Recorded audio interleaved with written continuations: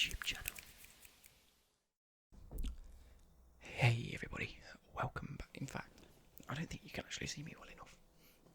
You might be able to, I don't know, maybe I'm a bit low. Welcome to today's video. In today's video we will be discussing the my favourite albums of last year. Now, quick disclaimer for those that are listening. Not all of these albums came out in 2019. They're just ones that I listened to in 2019 the most.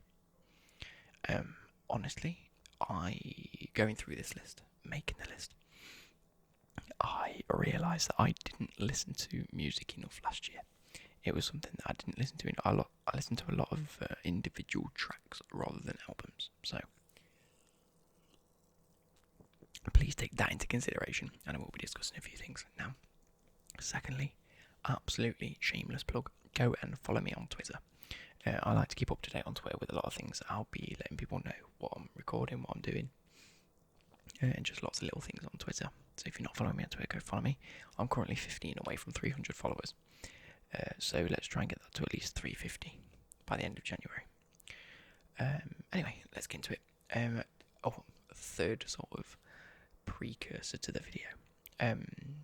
Juice WRLD died this year. Very upsetting. His album Death Race for Love came out this year. Now, again, what is going to be a common theme, and I can already feel it, is the fact that I didn't listen to that enough. So I'm not really going to talk about it. I do really want to get to listening to it though. So, Juice WRLD's Death Race for Love is an album I need to listen to a lot further. So, we have 1, 2, 3,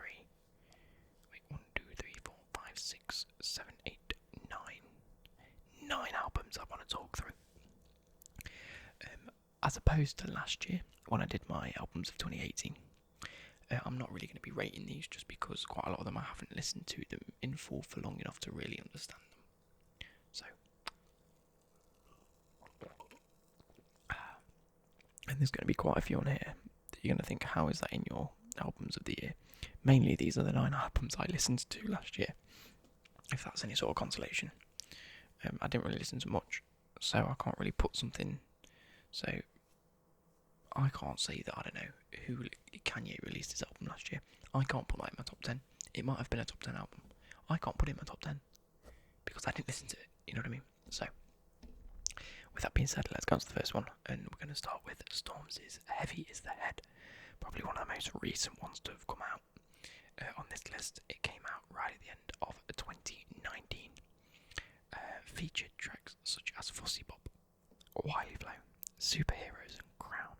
Obviously, quite a few of them singles that have been on the radio. I just thought I'd give you, a couple of obvious ones from the album, but plenty of songs on there that I do like. I like the flow. I like the thing is with Stormzy is when he does a single, like Fussy Bop or Shut Up and all the other Crown tracks he did at the beginning. I started off with paintings on my what's the actual song called? I can't remember. But those ones are really grimy, whereas when he puts out a studio album, it seems to be a lot more defined, a lot more commercialised. I'm going to use that word quite a bit as well today. And so it really, I think it don't get me wrong, it was a very good album, but there's a bit too much of everything going on the album. You'll have one track where, like Wiley Flow, where he's dissing Wiley and taking shots at a few people. Then there'll be Superheroes, which is a bit bland. Not bland because it's a very good track, but it doesn't really say much. It does say quite a bit. I'm trying to think of the words. It's a bit melodic rather than it being grimy. Then you've got Crown, which again is a bit more melodic, so it's a bit like he's trying to be a bit of everything on this album, which fair enough. That's what he wants to do. Shoot your shot. You're only pleasing yourself here.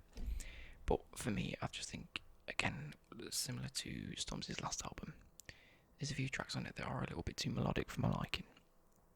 Because when I think of a Stormzy album, I want it to be rappy, I want it to be grimy, I want it to be like proper. I want to, similar to Fozzy, I want to be able to bop along to it. I want to be able to chill out, not quite chill out to it, but I want to get gassed over a track, which when you see a few of these, you'll understand what I mean. But with the album, I wasn't overly impressed. But that doesn't mean it's a bad album, if that makes any sort of sense. Personally, I do like the album. I think it is a brilliant album. I do think people will enjoy it, have enjoyed it. And so, for me, a very, very good album. Just not personally my cup of tea in terms of what I'd like to see in his albums. So, moving along, we have Ignorance is Bliss by Skepta. Now, an album that, when it first came out, I was a bit like, I've never been heavy into Skepta's albums. I've always been more of a fan of Jamie over Skepta, which is stupid. I know Skepta's big and whatnot. But yeah, he's never really been personally my cup of tea. Like I said, it's all personal opinion on these types of videos, which is what you guys struggle with. Is saying, I can't believe you don't rate Skepta. I never said I don't rate Skepta. I just said he's not personally my cup of tea. It's literally that. I can't explain it any more black and white than that. Anyway, that came out and I thought, you know what, I'll give it a shot. I'm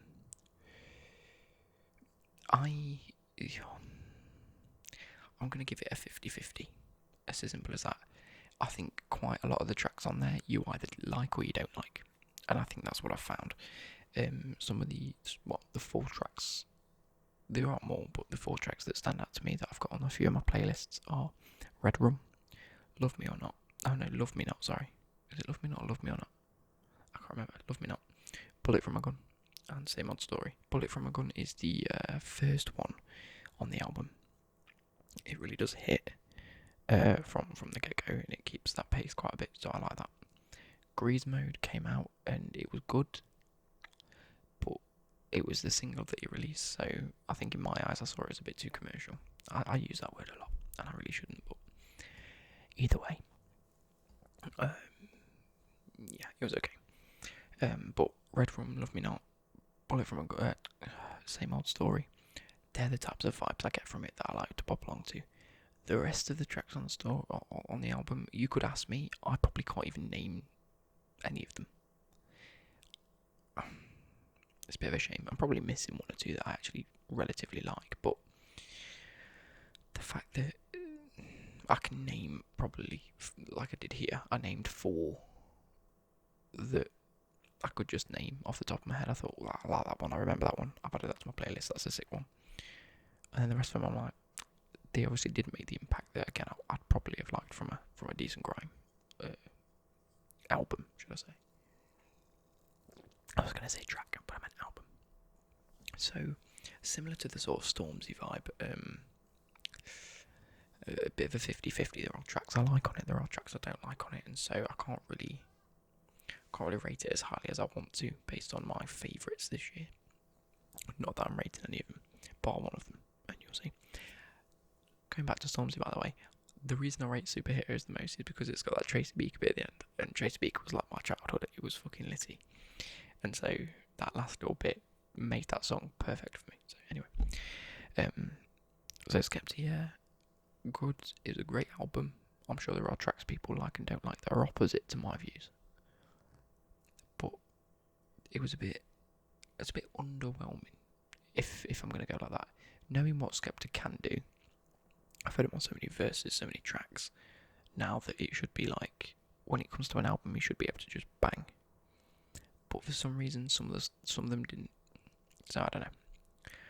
Now, the one album I am going to rate fully, and I will always rate, is Doom Days.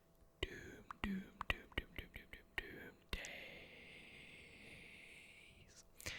by Bastille. Now, if you guys didn't know, Bastille have become my favourite band. I think you can class them as a band, can't you? I'm sure, yeah, they are a band. A group of artists, however you want to sort of describe it. When I first heard Pompeii, I was like, wow, that's sick. So went out on, I think it was YouTube or whatever I used, and downloaded their album illegally, obviously. listened to that first album, and I was blown away. Let me see if I can get. Oh, I can't remember the first album. That's pissed me right off. What's it called? Bad Blood. I didn't even have to use this. Yeah. So when I first went and got their first album, Bad Blood, I was blown away. I liked it. Then around about the same, I think it was like a year or two after, they released Wild World. But I didn't know they'd released this until like 2 or 3 weeks after they released it, because I wasn't really keeping up. I was just like, that album bangs, I'm listening to that. So that came on.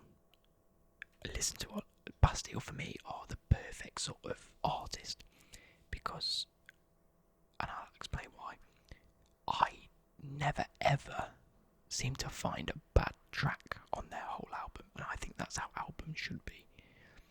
Release a single, yeah, it'll pop off. Some people may or may not like it, but an album needs to be your best work, in my eyes. So, this is what they do well. Like on the first album, on the second album, every song popped for me. Every song had its own sort of niche, but you could tell it was Bastille, and it was really good, and it was sick. And I blasted that out over like 2016, 2017. So I was really impressed. And then they released Doom Days, which features tracks such as Doom Days, 4am, Those Nights, Bad Decisions, Quarter Past Midnight.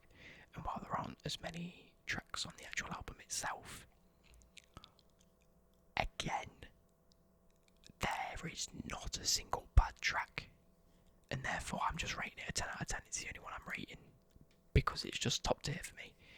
You know, I can't find a bad track. I'll have my favourites, and I'll have the other ones, and then I'll re-listen to the album, and more of the other ones will just get added to my favourites, and a few of my favourites will, you know, get knocked back a little bit. But I can never seem to find anything wrong with a Bastille album, and that's what I really like about them. I fully enjoyed their album. Divide's probably my favourite on the whole sort of album, just because it's similar to. Let's go like this.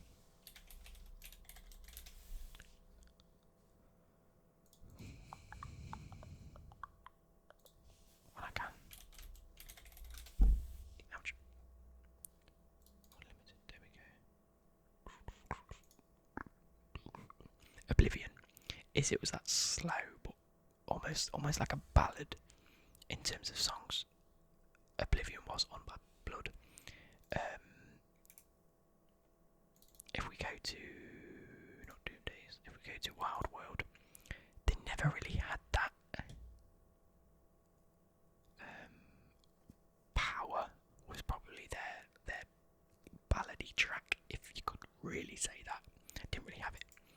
This year they've added a proper one, which I consider as a ballad, of Divide. It's that slow sort of melodic, but really like expressing the voice, and I like them tracks. I like having one or two of them on an album, just because it caters to that person that likes it, and me being one of them, I quite like a big ballad. So yeah, really good album for me. I rate it 10 out of 10. It's probably my favourite of the year. Let's get rid of that. What have I done there? There we go. So, moving on, we have Ed Sheeran's Collabs Project number 6. Now, I was very excited when he announced this. I'm a fan of Ed Sheeran. I'm a fan of most of a majority of the artists that featured with him. So I was like, wow, this is going to bang. And if I'm being totally honest, I was very disappointed. Similar to what I've said to that sort of Skepta and Stormzy, this whole album felt so commercialised. It felt like when you listen to an Ed Sheeran album, I know this was a project and a collabs project, and I shouldn't really be thinking it, but if it's really an Ed Sheeran album, I want to be hearing Ed. I want to be hearing his true sort of offbeat sort of flow to a track with really good vocals. And if I'm being totally honest, that wasn't there. And so many of the tracks, like Take Me Back to London. Thank you. I've just had an email. Take Me Back to London feat Stormzy. I Don't Care, Justin Bieber. Remember the Name with Eminem and 50 Cent. Cross Me by Chance the Rapper. And P&B Rock. I was finding so often, and even on more than just them tracks themselves, I was finding so often that I was waiting for Ed's verses or choruses to end. And I was trying to focus I don't know whether that was the point in the collabs project, is to really attract to the artist that he's featuring. But I was just finding that I wasn't enjoying Ed's parts. Like, when you got a collabs project, it's about a collaboration of two artists, not one trying to show not one trying to really prove to you that this other person's also just as good. It almost as if Ed went, yeah, we'll get these people on, publicity's sick, I'll get all the money from it. Obviously they'll get paid their fee, but we're just going to make, it just seems like a lot of mediocre singles. I'm going to cover the mic because there's an ambulance going past. But yeah, a little bit for me was just, I don't know, I think it's the fact I was upset that Ed didn't perform as well as I thought he would. Okay, I'm going to go with that. Take Me Back to London, Stormzy's verse kills it. Ed's verses, a little bit cringe. I Don't Care by Justin Bieber. Yeah, that was okay, but it almost felt like a Justin Bieber song rather than an Ed Sheeran song. Cross Me by Chance the Rapper, that's probably the best one there, because Chance had his own sort of flow to it. Ed had his own sort of flow to it, and that's the best. That's there. There are many other ones on the track that are also now on the radio. Yeah, they're catchy. Yeah, they're doing well. Again, for me personally, this is my opinion. You've got to understand that. I was really underwhelmed and really disappointed. Another one that I want to talk about is Post Malone's Hollywood's Bleeding. Now, common theme here, a little bit disappointed. It was a little bit commercialised. But I must say, I think I listened to a few of these songs, and because of that, I just didn't really listen to it much. There was quite a few that came out around the same time. And so, I actually haven't listened to this as much as I thought I would. When Post Malone's first album came out, which was... There we go. Stoney the album. When that came out, I had that on repeat. Similar to what I'm saying about Bastille, is I pretty much like every song that's there. There are maybe 3 that I'm a bit unsure of. And I think that's what's really good for an album. Then he announced he's making beer bongs and Bentleys, and it will take a little bit of time, and it was a bit delayed because he wants to make it right. And I was like, okay, that came out. Again, I could go through this and name about 80% of the songs as ones that I liked and enjoyed. Thoroughly enjoyed. This was a little bit more commercialised than Stoney, but it's going to be because he was signed to a label, he was making more money, blah blah blah, whatever. And he was featuring top artists. And so, for me, I was like, that's okay, I can take that, because the rest of the songs that don't feature people specifically are really good songs. Or even the ones that featured people, you know, Ball For Me, Psycho, Rockstar, were really good songs. When it came to Hollywood's Bleeding, like, the difference between Stoney came out early 2016, Beer Bongs and Bentley early or late, I think it was late 2018, start of 2019. No, sorry, 27th of April 2018. Okay, fair enough. So early 2018. When was Stoney released? December 2016. So there was only like a year and a half between them. And Hollywood's Bleeding came out 6th of September, so only a year between this one. 1, 2, 3, 4, 5, 6, 7 tracks feature people, and multiple of them have more than one artist on it now. So you can sort of see that they're trying to pull more people in, the same sort of people. Take What You Want was quite a favourite for me with Ozzy Osbourne and Travis Scott. I think that was a bit different, and that's probably why I liked it. Circles is good. Enemies is good. Allergic's okay. I like the chorus. Not a big fan of the actual beat. Wow, I was never a fan of On the Radio. And the rest, I probably can't even tell you how they go. If I'm being Staring at the Sun, VSZA, sounds like the exact same song as Sunflower, but with different artists and different lyrics. If you actually go and try and, like the start of Staring at the Sun, if you start singing, everyone's dead, it fits Staring at the Sun, so they're so similar in nature, it's a bit like, could you not have made it a little bit more different? And it just seemed a bit, again, I want to say underwhelming. So, apologies if you don't agree with that, and there are some tracks that I haven't checked out. Again, it's probably one of those, I actually need to check out more of it just to see if the way I feel about it is true. But that's just how I feel about it. You can't help that, can you? Anyway, moving on. We've got 4 albums here that are a little bit different, but for the good reasons. These are the better albums, I think, of this year. Bar one, but there's a reason I think it's better. This one that I'm going to say is probably I want to say it could potentially be my favourite of the year once I start listening to more of it. Okay. Okay. Oh God. I've had my dinner, so hence that little sort of jump cut.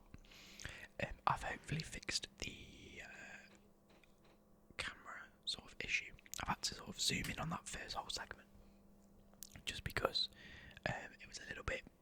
I was a bit low down, as I initially thought it might have been. So hopefully I'll fix that now, and I'm not too wonky or shonky or donkey. Anyway, moving on. We have Luna C. He is an artist that I watched all the way back in the day from Don't Flop when that was popping. Luna C versus O'Shea was probably one of my favourite battles. Luna C versus Uno Lavos was an absolute vibe. That whole battle was sick. Then I was gassed that he made a track with KSI.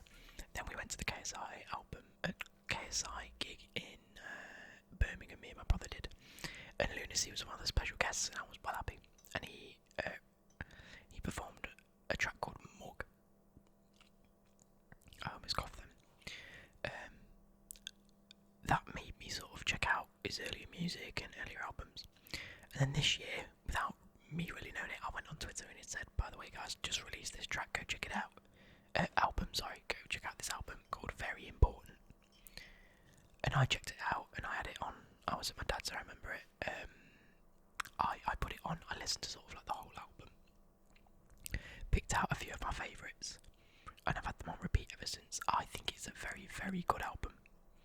There are still tracks on it that I've only listened to maybe once or twice that I still think are good songs, they're just not my favourites. And so, with that being said,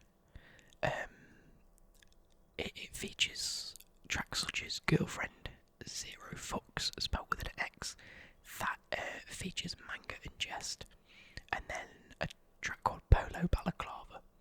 Them 3 I can favourably say are my favourite 3 tracks on the album.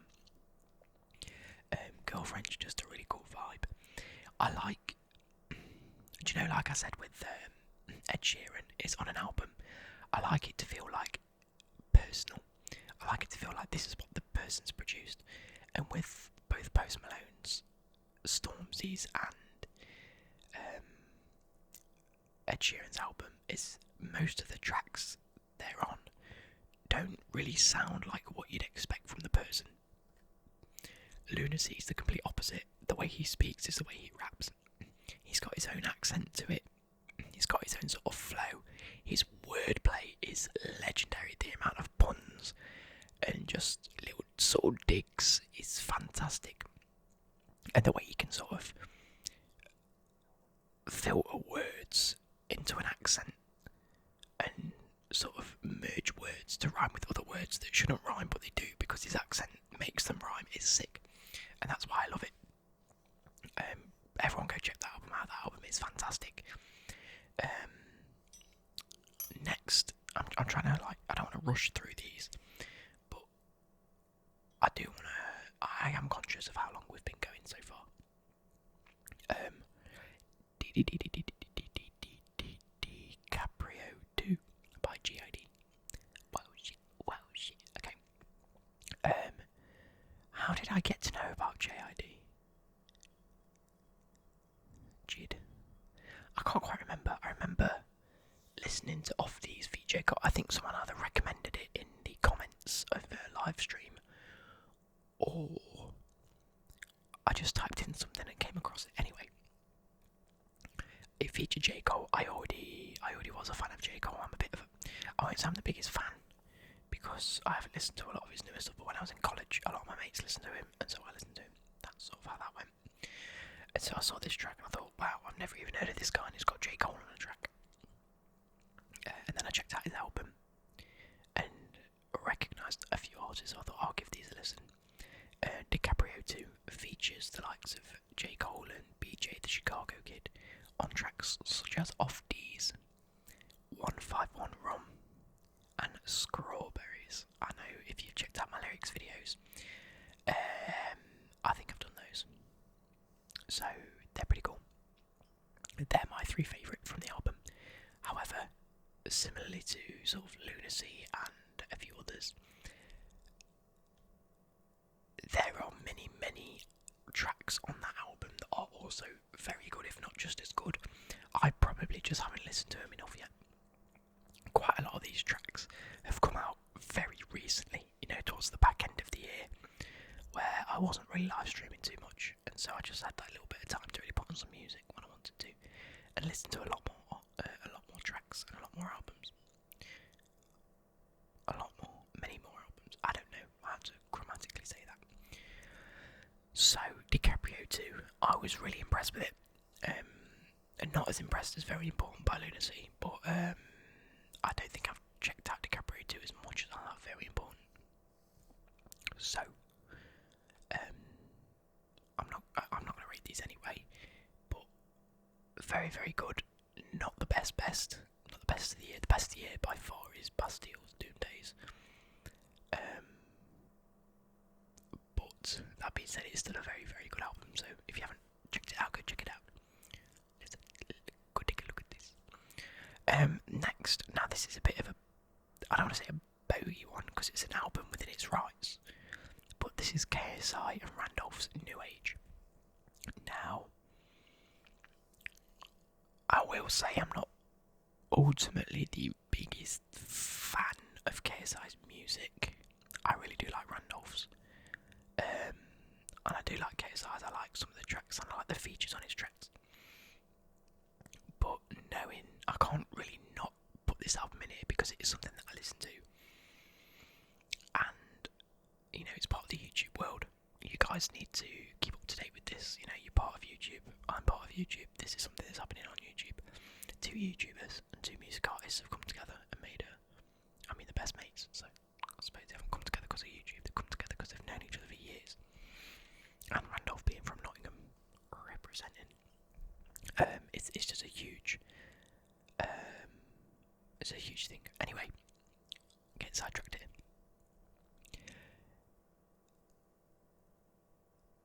It features tracks such as Beerus, as well as Real Name feat Talia Mar, who's Simon's girlfriend, who is a mental singer. Pull Up feat Jamie, again, like I said, when we were talking about Skepta, I'm a big fan of Jamie, I like his flows. And Roll the Dice feat Quadeca. When did Quadeca's album come out? Oh, I feel like I've just missed off Quadeca's album from this whole list. When did Voice Memos come out? It doesn't tell. Why do you hide away? What name is it? Quadeca. Voice Memos. It came out last year. Oh my god, I need to add that to the list then. What am I doing? Quadeca.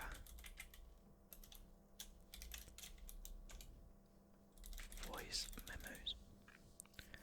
I'm just going to leave that there. We'll talk about that in a second. So yeah, this album, New Age by KSI and Randolph. KSI's earlier albums, there's always been a multitude of tracks that showcase different abilities from him. Whether it's a cold flow, whether it's a fast flow, whether it's featuring another artist and he just does well. Whether it's a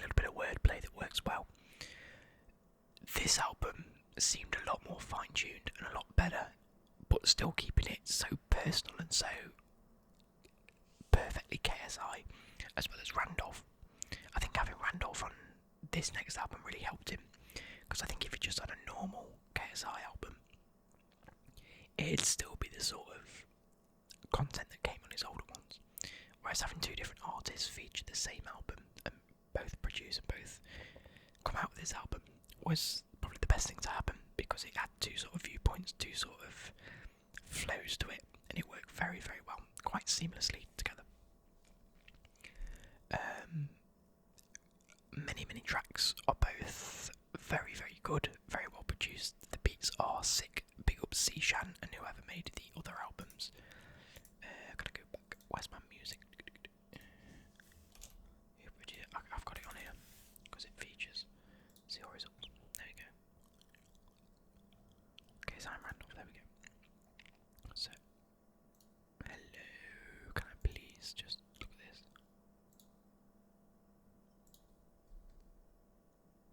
I've already got this. I don't know what he's doing. He's telling me to download. I'll download that. It's already in my music. Oh, it's because I'm in. No. Okay. Bit odd. I remember looking at this the other day and it was giving me a list. Anyway, so yeah. Pick up the producer of them beats. Pick up the producer of the album, KSI Randolph. It was a very good album. I want to move forward. Quadeca and voice memos. Now I will get this up, just because I thoroughly enjoyed this album. This was just before I sort of quit uni. This came out, it was on the 8th of March, April, May. I quit in May, so good 2 months before I quit. I remember having these tracks on repeat on the uni bus. I'd get the bus to uni, or get the bus to Derby, then get the bus to Derby uni. And I just remember for like 2 weeks I was having this on repeat, absolute repeat. Ego Death, Imagine, all of them, similar to what I've said before. There's only one or two on here that I am not the biggest fan of, but are still good tracks. The rest of them I like. Some of them I thoroughly enjoy. Warfeet, Dax, not the biggest fan of Dax personally, but I like his flow, I like his fast rap, and I like the way he hops on that beat. I really, again, similar to what I've said about most of the artists on this sort of video, I like it when they can bring something quite personal and quite, this is me, this is how I rap, or this is how I sing, or this is how I do things. And this is me expressing myself, sort of thing. Because of that, I think Quadeca deserves a lot of respect for this. This is him in an album. This is his ego death. His whole album's called Voice Memos because I assume it's things he's saying to himself quite a lot of the time. You've got These Days, Red Dot, Man on My Left Shoulder. That is such a sad song, by the way. Thank You Next, Feet, Sad Frosty. Imagination was sick for me because I loved Willy Wonka and the Chocolate Factory growing up, and it's in that sort of tune and rhythm. And I think that was a really good way to flip it, was to say, this is what was in your imagination as a kid, this is now in my imagination, and this is the things I want. That hits deep, and it shouldn't hit deep because it's quite a light-hearted song, but it still hits deep. It's a sick song. Red Dot, Real Thing, War, and everything. A lot of this was so good. And when I listened to it, especially knowing that Quadeca again was a YouTube rapper, we keep saying these YouTube rappers, but these are guys are producing tracks and producing albums that are top quality. So at the end of the day, a YouTube rapper means nothing now. These are rappers, but on the same light, this is a YouTube rapper, but look at the quality he's produced here. For his first ever album, there's not many people out there where you can say their first album was mad, bonkers. Usually it's a case of his first album or his earlier work was okay, but when he got to this level, bang, it was amazing. Quadeca was like, this is my first album, and if we're talking about the same shit, and if in 10 years time I can say actually Quadeca's first album was okay, but trust me, his new shit bangs, then I'm going to be perplexed, because this album was sick. He's got a new one coming pretty soon called, I keep forgetting it. He keeps tweeting out. Let's go on his Twitter. From me to you. It's going to be such a sick album, I think. And he keeps sort of like, I don't want to say pushing it back because I don't know when, none of us know when it's actually going to be released. But he keeps saying that he's waiting for the right moment. He's still working on a few bits. He wants to make it perfect, and that is perfect in my head. That's what gets me to go, you know what? He's taking his time. It's not just saying you guys want music, here's music. It's a case of you guys want music. I gotta be sure this is the best music you can hear out of me. And that's sick. Right, last but not least, we're moving on to Tokens somewhere between somewhere, which was released on the 7th of December 2018. Hence why I did say at the start of the video some of these aren't from this year. But this one isn't, but it was released right at the end of last year that I was listening to this coming. Well, actually, I don't think I discovered Token until this year anyway. So I don't know why that was a relevant fact. I'm speaking so quick because I've eaten and I've just got this energy buzzing around me. Anyway, so this album features songs such as A Household Name, Flamingo, FBI, And You, and YouTube Rapper, which is funny because Token again is another one of these YouTube rappers, even though it features Tech9. Tech9 of all people, I like Tech9, I think he's sick. Household Name for me is the best on the album. Quite easily. I love the introduction to the second verse. It's just so flowy. And again, Token somewhere that's... He's not really trying to copy anyone. He's not really copying anyone's flow.